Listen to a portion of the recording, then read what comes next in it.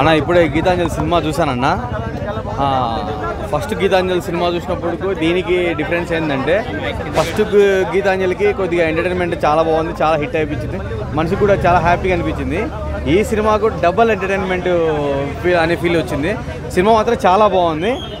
Mostly చెప్పాలంటే starting నుంచి ఒక ఓల్డ్ కనెక్ట్ గీతాంజలి 1కు 2 ఏంటంటే పాస్ట్లో చనిపోయిన వ్యక్తికి వాళ్ళ కొడుకు వాళ్ళని చంపాలంటే ఒక చిన్న కాన్సెప్ట్తో ఆలోచనతో వాళ్ళను తీసుకొచ్చి ఒక ఎంటర్టైన్మెంట్ అనేది క్రియేట్ చేశాడు.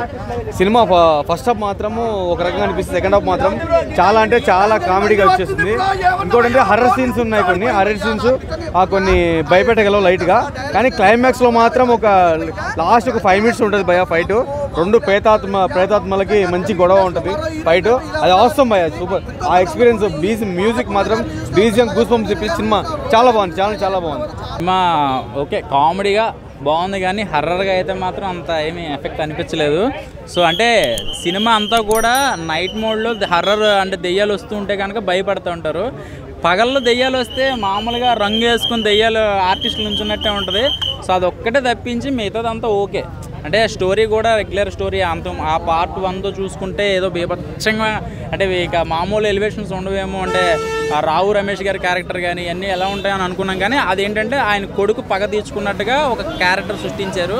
సో మధ్యలో ఈ కృష్ణానగర్ కష్టాలు, ఒక డైరెక్టర్ పడే కష్టాలు, అవసరమైతే కృష్ణానగర్లో డైరెక్టర్లకి ఆత్మలు ఇచ్చినా కూడా సినిమా తీసేస్తారనేది ఒక కాన్సెప్ట్లో చూపించారనమాట. ఫస్ట్ హాఫ్ అంతా కూడా ఒక డైరెక్టర్ పడే కష్టాలు చూపించారు, సెకండ్ హాఫ్ అంతా ఆ ఫస్ట్ పార్ట్లో జరిగిన ఆ పగలు ఆ ప్రతీకారాలన్నీ చూపించారు. సో నాకు బాగా నచ్చింది ఏంటంటే చిరంజీవి గారికి చాలామంది అభిమానులు ఉన్నారు, విపరీతమైన అభిమానులు ఉన్నారు, కానీ ఇందులో ఆత్మలు కూడా అబ్బని తీయని దెబ్బ అని చెప్పి టీవీలో రాత్రులు సినిమా చూస్తే కానీ ఆత్మలు పడుకో అనమాట. ఆ కాన్సెప్ట్ ఒకటి నచ్చింది. ఇంకోటి ఏంటంటే ఈ నెక్స్ట్ పార్ట్ 3 తీస్తే కనుక నిజంగా ఆత్మలు ఇక్కడ పంజాగుట్టలో బంగ్లాలో నిజంగా తిరుగుతున్నాయి, మీకు తెలుసు యూట్యూబ్లో కొట్టండి. కాస్టింగ్ కాల్స్ నాకు ఇవ్వండి, నేను దెయ్యాలు నేనే పురమాయిస్తాను, కోన వెంకట గారు. నిజమైన ఆత్మలు పెడితే కానీ జనాలకి ఎఫెక్ట్ సరిపోవట్లే, ఎందుకంటే ఈ మధ్యన చిన్నపిల్లలు ఎక్కువ హర్రర్ సినిమాలో చూస్తున్నారు, ఎంత ఎఫెక్ట్ ఇచ్చినా కూడా భయపడలేదు అనమాట. నెక్స్ట్ ఇంకొంచెం కావాలి అనిపించింది. సో పార్ట్ 1 కన్నా 2 కొంచెం తగ్గిందని నేను అనుకుంటున్నాను అన్నమాట.